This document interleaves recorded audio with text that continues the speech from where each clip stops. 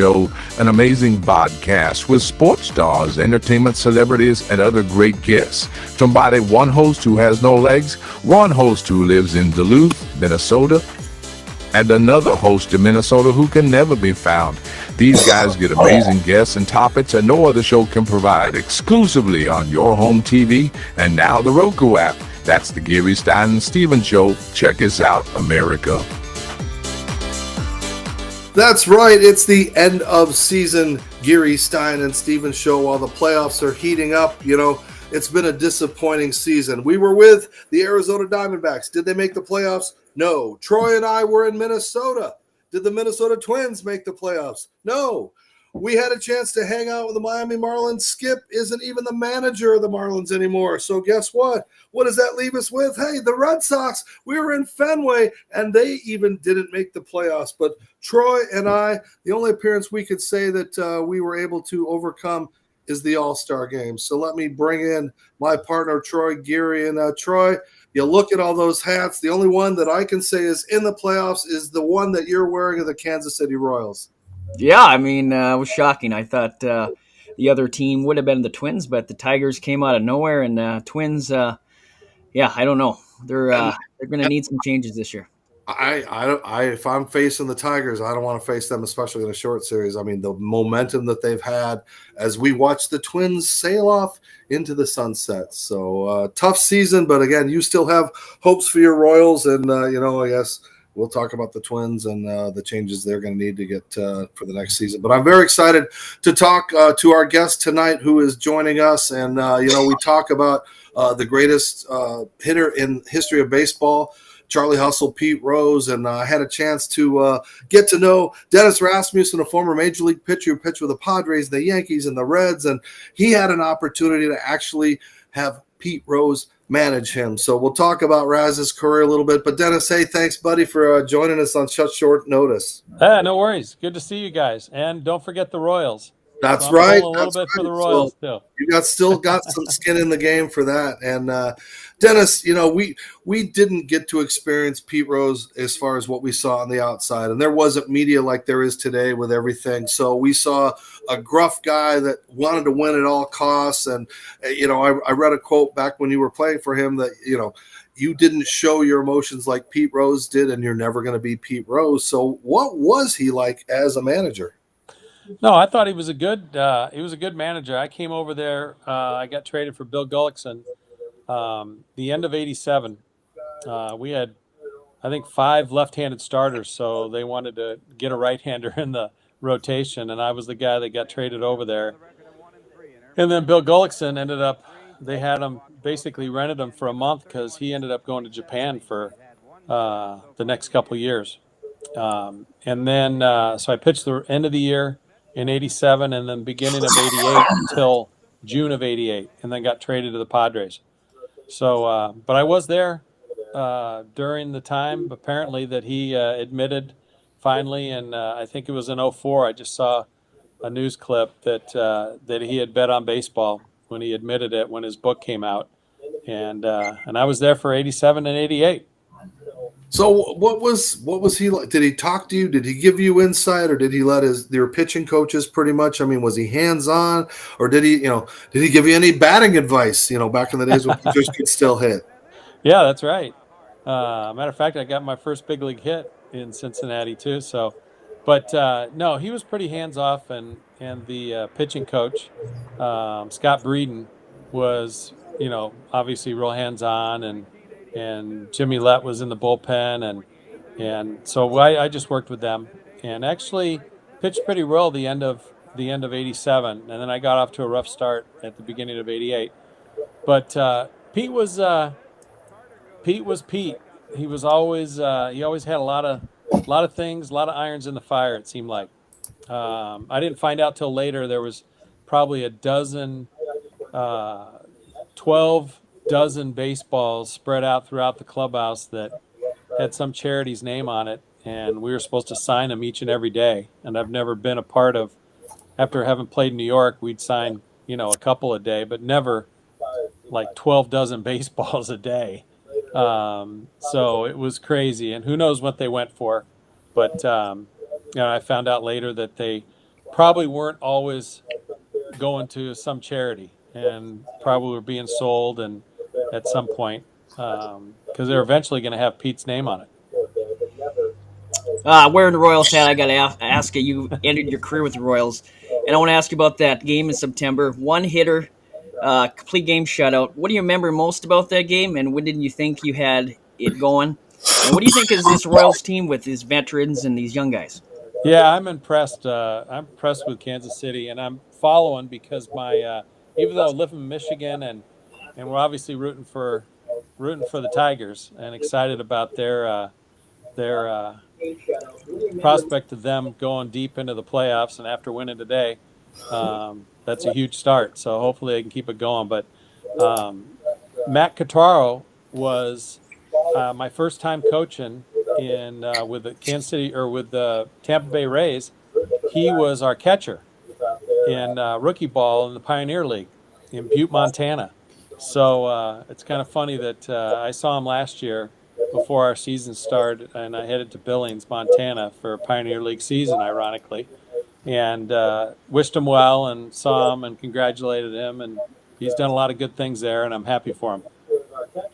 Russ, compare manager styles to what you dealt with in your career. I mean, who sticks out as one that was, was Pete a great manager, or did he just did he have that insight, or, was New York better? Padres, like you got to play for some great managers. I did. Well, first manager was Hall of Fame manager Dick Williams in San Diego. So I got a quick taste of that, and then got traded to the Yankees. And my first manager there in '84 was Yogi Berra, and then 16 games into the '85 season, Billy Martin got the managing job. Yogi got fired, so played for Billy, and those two couldn't have been more opposite, to say the least.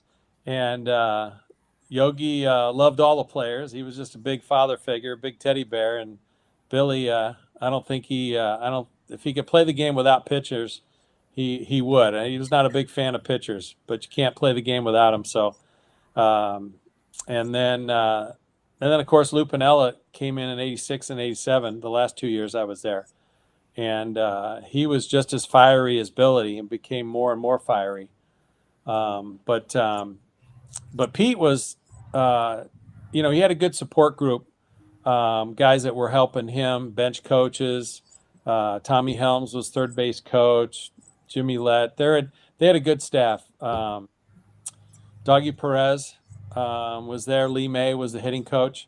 So he had a lot of experience, and I think he had a lot of insight in that. And we had actually a pretty good team. John Franco was the closer and had a great bullpen. And then you had Dave Parker, Cal Daniels, Eric Davis, Barry Larkin. Pretty impressive team, come over to. Amazing to think about it. Go ahead, Troy. I got one last Pete Rose question. Now that he has passed, unfortunately, do you think he deserves to be in the Hall of Fame? It's considered it was a lifetime ban, and now he's deceased. Yeah, I'm disappointed. I think if he would have come clean much earlier, he would have already been in the Hall of Fame. We're a pretty forgiving society, but the fact that he, denied it for all those years, and just kind of his ego got in the way, and it's unfortunate. But he definitely deserves to be in the Hall of Fame. I'm not a fan of all the steroid guys and what they did, because that more directly affected the impact of the game for as many guys that were part of that whole thing. So it impacted you because you're facing them. You had they had that advantage against you that you didn't have against them. That's correct. So that happened. Started right. At the early part of my career, 86, 87, Canseco, McGuire. From 86 to 87, both those guys got twice as big. It was crazy. I didn't really know it at the time, and I really didn't know that it was all going on, because I wasn't in that. I kind of wasn't in that bubble. So, but obviously it made sense year after year after year as you see the guys, and then Barry Bonds, of course, and then Clemens and Palmeiro and all the other guys that have been a part of that. So one of the things that I will talk about is I got interviewed for the Dowd Report.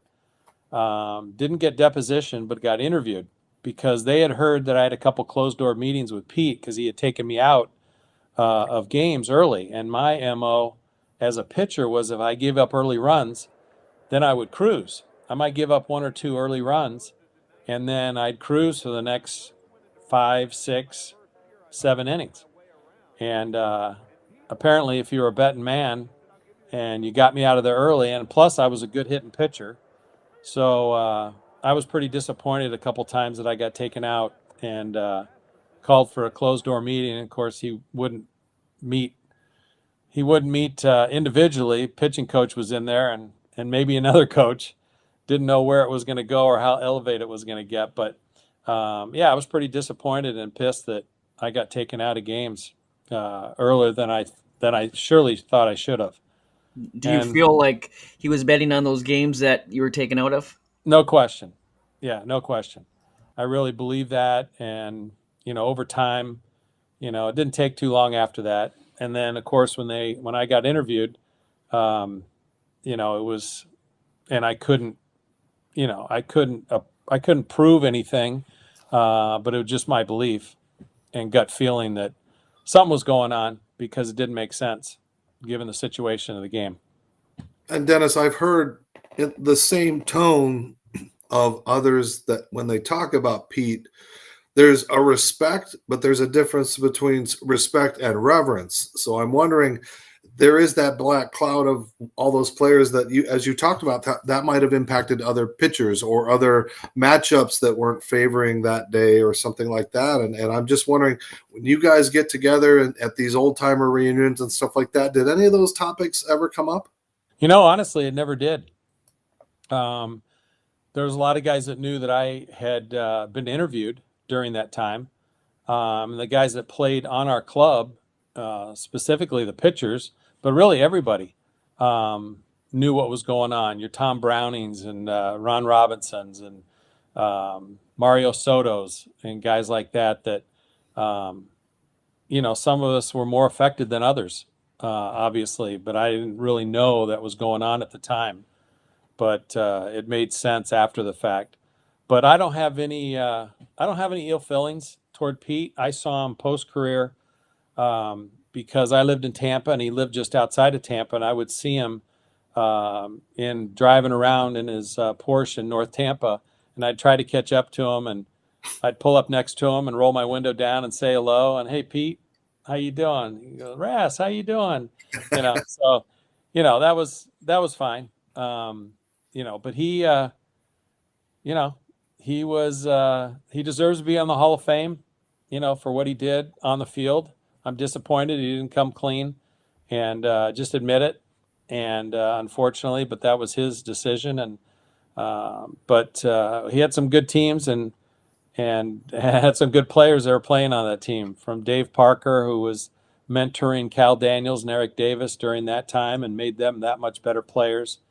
And then, of course, Mario Soto was the star, was the veteran pitcher at the time, and he was toward the end of his career, but he was still, a 12, 15 game winner.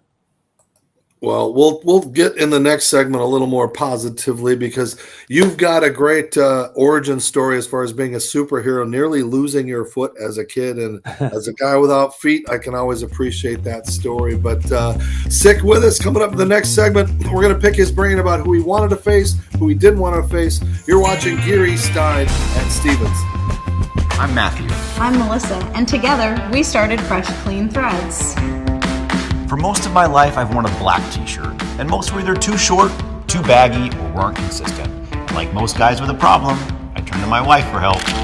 From our San Diego condo, using my years of apparel experience, we set out to make the world's best fitting t-shirt. Since day one, our Fresh Clean tees were made to offer a flattering fit for all body types, be ridiculously soft and comfortable, and not break the bank. And more than 1 million customers later, we still make every t-shirt with the same attention to detail as when we first started. And what we've learned from selling so many t-shirts to people around the world is that while the perfect fit and feel are the starting point, it all comes down to feeling confident and empowered to live each day fearlessly fresh. Unleash your confidence at freshcleanthreads.com.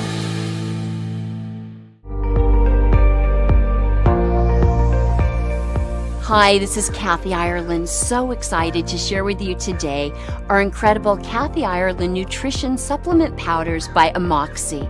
We have a beautiful array of powders to help you live a happier, healthier lifestyle. Our focus is on bringing families a nutritious option to complement your daily routine. With Collagen Plus, you'll see improvements in your hair, nails, joints, and bones, as well as skin elasticity and hydration. Immunity Support uses our proprietary green blends, antioxidant powder, and digestive support fiber to give your immune system a powerful boost.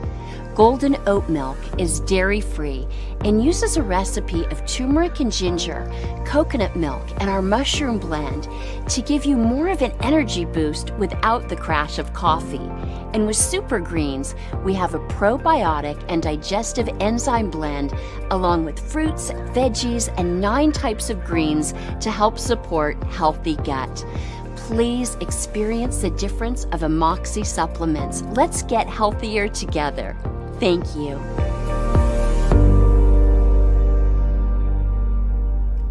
All right, welcome back to the Geary, Stein and Stevens show, and it's a great opportunity to catch up with an old friend. Dennis, I don't think we've seen each other for a few years since a golf course, right? It's been a while. It's been a few. Yeah, it's been a few years, but it's always good to see you. And I'm always following, and it's you've been doing some great things, and keep up your good work. Well, thanks. And I know you right now have been 3 years successful back as a coach. So tell us a little bit about that experience getting back to teaching. Yeah, it was great. I was from a few years ago when we were together up in Charlevoix, and I was running the ice cream burger restaurant, Charlevoix Dairy Grill, and then during COVID ended up getting an opportunity to get back into coaching and decided to do that. So in 21, I got a job in the Appalachian League as a pitching coach, and Joe Oliver was the manager, who was a teammate with the Reds. Matter of fact, as soon as I saw that Pete passed, he was one of the first one that texted me. Just said sad day. And then I saw the news. And then, because he played for him quite a while, and then he was with the 1990 World Championship team with the Reds. Mm-hmm. But so I coached with Joe in the Appy League in Bluefield, West Virginia, and then in the Draft League, MLB Draft League, the following year in Frederick, Maryland, which was in 22. And then Joe got a job with the Mets as a catching coordinator and advanced scout. And so good for him. And I wanted to keep coaching, so I interviewed around and then ended up in Billings, Montana, out west in the Pioneer League, where I started in 96 in Butte. Which ironically has one of the former players there is now manager of the Kansas City Royals, Matt Cotaro. And so it's crazy. So I'm, really pulling for him. And we'll see a lot of things that have to happen for Kansas City to play Detroit, but it still could happen. Who did you love to face, and who had your number? Probably Billy Hatcher was a guy that I probably faced the most and got the most hits off me. And I think he probably hit 400. The guy that was probably my toughest out was Andre Dawson. Fortunately for me, I only had to face him in spring training. When I was with the Yankees, West Palm Beach was just up the road, and that's where Montreal was training. And it seemed like the Yankees played the Expos a lot during spring training. So, and I happened to pitch against him quite a bit, and then I had trouble. I think he hit 600 off me in the big leagues, even though I didn't pitch that much against him, numbers-wise, more in spring training, which they don't count. You don't see spring training stats on your baseball reference page, fortunately. I think they've actually added them. I think you can, but I don't think they're retro for okay. So that's good. That's not good. I don't want to see those numbers, but tough out. A lot of the big power hitters, And then I'm proud of every one of the 175 home runs I gave up. So I guess if you give up that many, you've pitched quite a few years. But you had some wins in there along the way. So I did. Yeah, had pitched well enough to pick up 91 wins at least. So, but I had a fun career, and it was the game was a lot different back then when you hate to say that, but it has. The starters now are really expected to go 5 innings, and then there's a 6, a 7, an 8, and a 9 inning guy, and you're throwing 4 and 5 guys a game, where we were expected to.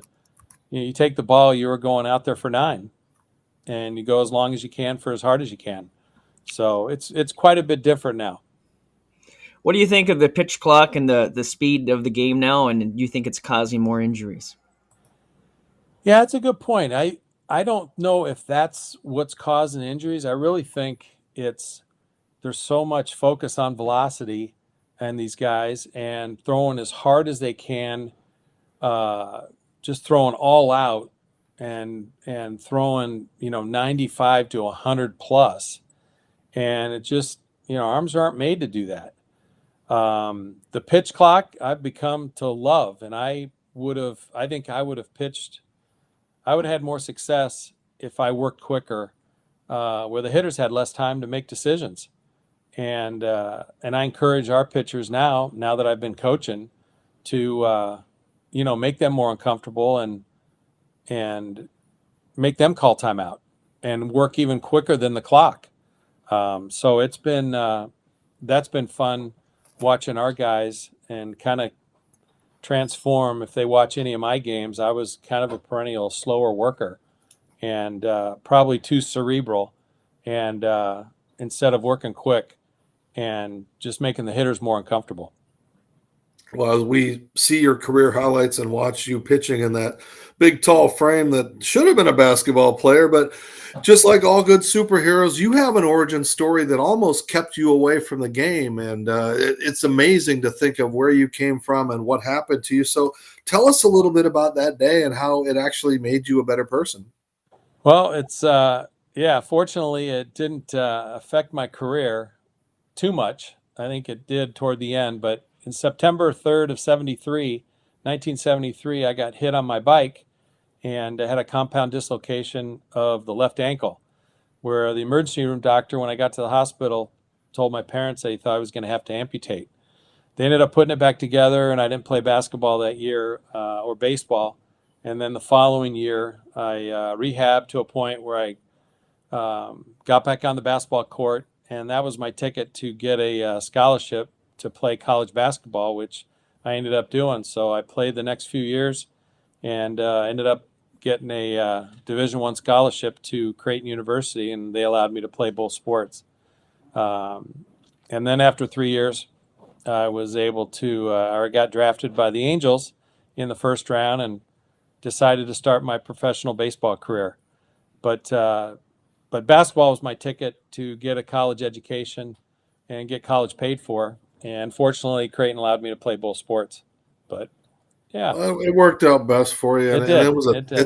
It's a tough week for sports fans, losing Pete Rose and Dikembe Mutombo in the same week, because again, he was beloved, he was well loved, he gave a lot to the game, and it's just it's a tough week when you lose people that you end up idolizing or playing against. Yep, or playing for. I know it's been interesting to listen to all the accolades and what kind of person Mutombo was. And, I knew him as a player. I didn't know him as a person, but to hear in Barkley and some of the interviews of guys that played with him or against him and that knew him, it's a shame when somebody that young and has done so much for his country and for his people to pass away as early as he did. And that statement right there, when we're talking about other people who's passed, is the difference between being beloved and just being respected. So that's my comment that you don't have to say. We'll just kind of leave it at that.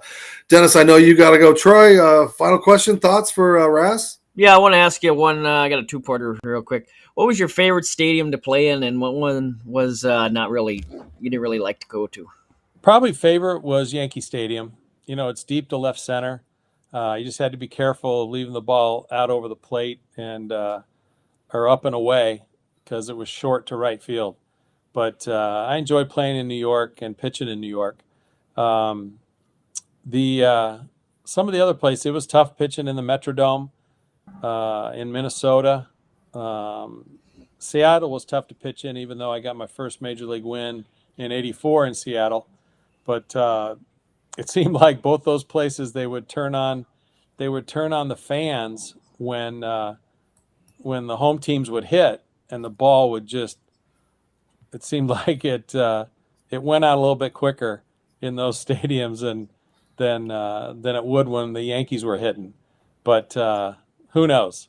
But I enjoyed pitching in San Diego as well once I got to the National League. And probably what I enjoyed the most was being able to hit, because I hit in college and DH'd and hit for myself when I pitched and played first base, and so that was a lot of fun.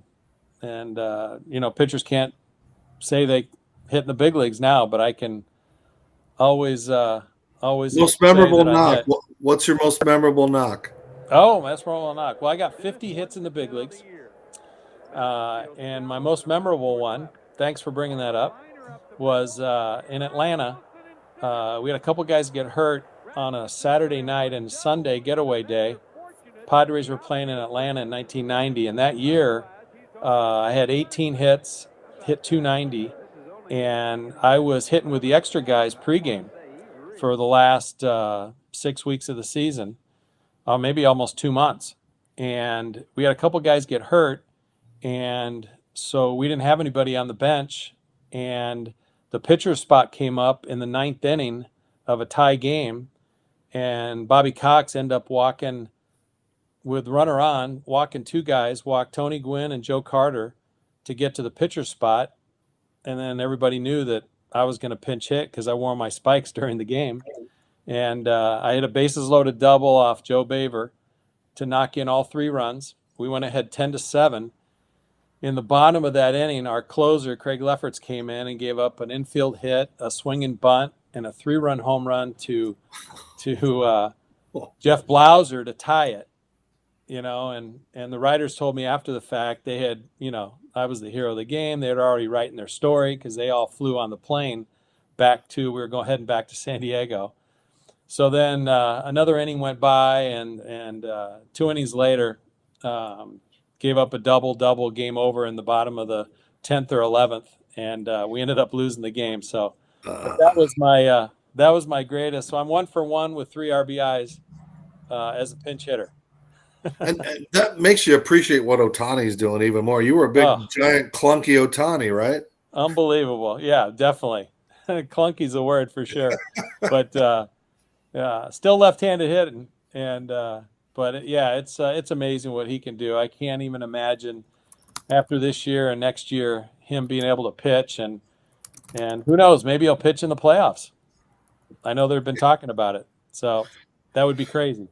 That would be, yeah. And I think Troy has one more for you. Yeah. So, like you said, you're kind of rooting for the Royals. Is that who you have, if you by heart, to win, or who do you have to win? Actually, I live in Michigan. We're just south of Detroit, so we're big Tiger fans. Go to many games. And, like the blanket behind you, is that what that is? Yeah, exactly. Oh, that's the Tigers blanket. Okay. Yeah, exactly. So,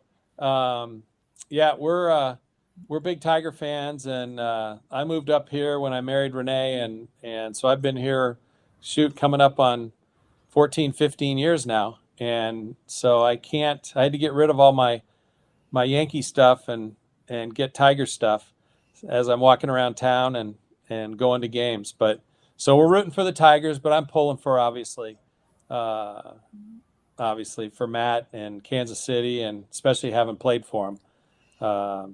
Played for the Royals, so well, we're both off to a good start. So no kidding. Both of us are, so that's a good thing. That's great. All right, Yeah. Dennis. Well, thank you so much for being on the show tonight on short notice. And we got to bring in Will Stein. Oh, sorry, Will. We don't have any time for you right now as we say goodbye to our buddy Dennis. So we'll bring Will in a second. But again, thanks, Raz, so much for your memories and just giving us some insight. And just keep being a cool dude, man. Sounds good. You too. Keep up the good work. Appreciate it. Troy, nice All to right. meet you. Yep. More Geary, Stein, Take and care. Stevens coming up, and we'll bring Will back in to talk about, I guess, the Vikings. I wore purple, so we'll see you guys later. You're watching Geary, Stein, and Stevens. Air travel can feel like a nightmare, but for 1 in 4 Americans with disabilities, real nightmares happen every day. No accessible bathrooms on most flights. 31 wheelchairs damaged daily by airlines, disrupting lives, sometimes for months. So many other barriers to safe travel. Change isn't easy, but we can build the world's most accessible travel system. Help us make sure airplanes connect everyone, to family and friends, to opportunity, to possibilities. We're Easter Seals. All right, welcome back to the Geary, Stein, and Stevens show. And it's rare, it really is rare when we get the three of us all together. But Will Stein stopping by for a little bit. I think he just wants to brag about the Minnesota Vikings. Is that true, Will? Hey, 4-0, we're secretly becoming the best team in the National Football League. I don't think it's... Well, don't jinx us. Hey, now. And they're actually having to talk about you on ESPN and NFL channels, so it's kind of cool. And again, the dark horse has been this quarterback. I mean, can you say enough about what he's done? So with Sam Darnold, he's always had the proper talent. He's not the third overall pick in the 2018 NFL draft for nothing. The Jets traded up to get him, but he's just been around not the best support system from weapons around him, from the Jets to Carolina. Did well with San Francisco, learning from Kyle Shanahan, who's a great offensive mind. And now Kevin O'Connell gave him the chance to be successful in Minnesota with weapons such as Justin Jefferson, Jordan Addison. We haven't even seen TJ Hawkinson yet. So, and Aaron Jones in the backfield. I just think he's in a great system for him. And it's showing right now. He's always had the talent. Now he has the support system to back it up. And Troy, you got to watch him in New York. I mean, again, a big road win right out of the gate. What are your impressions of this team? Yeah, I mean, the defense has been, from last year to this year, has been night and day. I mean, they're blitzing at the right time. They're bringing pressure. They're pinning their ears back and just going after the quarterback and being aggressive. And I think the Flores system with the guys they brought in was the right guys. They brought in Van Ginkel and Grenard and all these guys that have just motors, and that's the defense that you're seeing out there. Guys that just relentless, trying to get to the quarterback and pressuring cornerbacks too. So Will's been to every game this year. He's going to miss London. I've been to 3. Who's going to London? Who's going to London? Well, I guess I'm going. I mean, I told Will to come, but he must have a hot date or something. But I'm going to be going to London, leaving a couple of days here, so I'll represent us out there, and hopefully bring back a win, Will. Hey, I hope so. And Stephon, to your point from Brian Flores, Stephon Gilmore excelled on the Flores when he was the defensive coordinator in New England. So that's something to think about too. Well, a lot of excitement in Minnesota because obviously there's not a postseason for the Twins. Very disappointing. And Troy, look back to when we were together in Minnesota. Things were great. I mean, when did the wheels fall off? I don't know. It looked like about September 1st. They were 17 games above 500, and they ended, I think, 6 games. So they went like 11-27 the last 38 games or whatever. Just the wheels fell off. Bad decision-making by the pitching coach, manager, no timely hitting. I mean, I went to a lot of those games, and you could just feel the air just getting sucked out of the stadium when they were giving up 9 runs and scoring 1 or 2. So the fans, they stayed even after they were eliminated. The next 2 games was a full stadium. So at least the fans are trying to show their support. They want to will this team to a win. Last year they had a glimpse of that, and they're pretty disappointed right now. But you got that those Royals, so now at least you have something to shoot for. And again, I know we're talking Minnesota sports, but we're allowed to. It's our show. And the Timberwolves, kind of a shocking move to get rid of an all-star and a superstar and move him to New York. So, Will, what are your thoughts about this trade?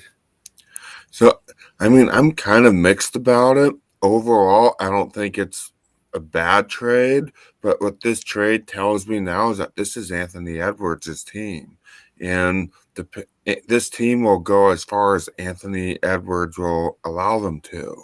So as long as more than just the first round, that would be good. We made it Troy, to the Western Conference Finals last year, so. But I'm worried that they might take a step back without, it's like, so Troy, you have some thoughts on that? As soon as the ownership did not transfer over to A-Rod and his partner, Glenn Taylor just had to save some money. He was about to pay about $50 million in a luxury tax, and Owen Towns $220 million over the next 4 years, which is at $55 million is hard pill to swallow. So I expected them to trade him at some point. What's that? That's like the Twins payroll. Yeah. I mean, these salaries is in the NBA are getting outrageous. So I think Mr. Taylor wanted some relief from that. They save about $25 million making the trade, and I think when he wasn't on the court, they actually played better last year. He was hurt quite a bit last season, so I think it opens up the floor more. For guys like Gobert and Edwards and pick and rolls and stuff like that. So while some Minnesota fans are upset, we thank Carl for his time here. Great dude as a person, and wish him nothing but the best in New York. Well, it's going to be interesting to see as that revs up. We're 3 weeks away from Bronny and LeBron probably taking over most of the headlines for a long time, and seeing how that goes. But it's going to be fun, and again, to be able to watch the Vikings. And I haven't quite jumped on that bandwagon yet. I'll save it for when they have a 2 or 3 game lead in that division, because the Lions they looked great again. Looked like they got back to reality and stuff like that. So, Troy, when do you take off for London? I leave Thursday morning, so I'm going to Denmark for a couple of days, and then London for about 4.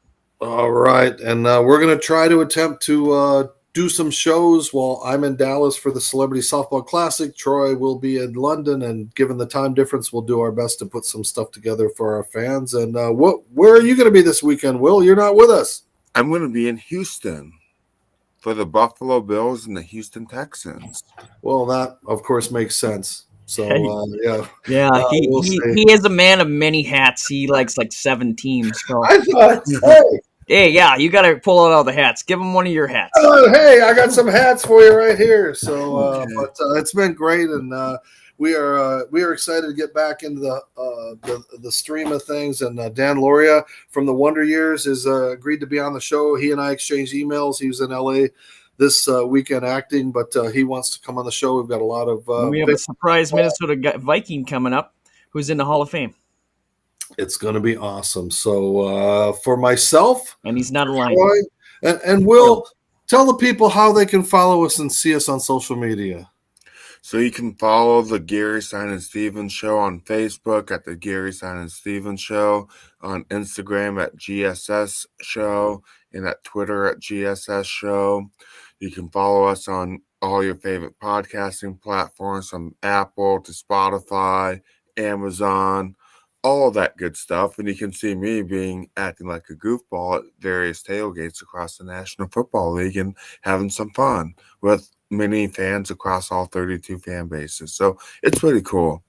Yeah, he'll be coming to a couch near you, so get ready for whenever Will is popping to town to watch some football. But again, it's great to get together, guys. We don't do it enough, and then we can't thank what we do without thanking the fans that support us on your home TV, and you can watch us on Roku and see all of these great things. And again, just being able to have the connections that Troy and Will and I have had, where I can go, hey, Dennis, can you come up and talk about Pete Rose? And it's interesting tonight, I think, a real different perspective again, that Pete Rose wasn't as beloved. He was respected, but I see that. And again, we hear it in the tones of those that played with him, played against him. Can't take away his fire and what type he was as a competitor, but he obviously left the game a little tarnished. And to Dennis's point, if he'd have just been contrite, and we're very forgiving. We've embraced a lot of athletes, Kobe Bryant, Tiger Woods, all these people that have fallen, that can come back and be loved. Mark McGwire admitted it. He's been a coach in baseball. Barry Bonds hasn't, and he's still kind of an outcast. So, guys, it's been great. Troy, have a safe flight. Will, you have a safe flight. Me, I'll have a safe flight, and hopefully we'll get together soon. So, for Troy, Will, everybody wave. This is the end of the Geary, Stein and Stevens Show. Have a great night, everybody. Thank you for tuning in to the Geary, Stein and Stevens Show. Follow us on social media. Watch us on yourhometv.com, or now we're on Roku. Download it and watch us. And thanks for tuning in. Until next time, America.